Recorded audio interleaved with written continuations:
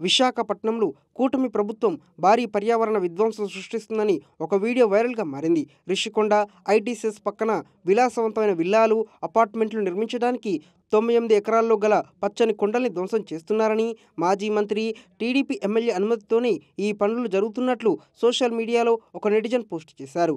ఈ నేపథ్యంలో ప్రభుత్వ ఫ్యాక్ట్ చెక్ విభాగం స్పందించింది. మధురవాడలో హౌసింగ్, కమర్షియల్ ప్రాజెక్ట్ కోసం 97 ఎకరాలు కేటాయిస్తూ ఎన్సీసీని డెవలపర్గా పెడుతూ లెటర్ ఆఫ్ అవార్డుని 31/12వ నెల 2005న ఇచ్చింది నాటి ప్రభుత్వం.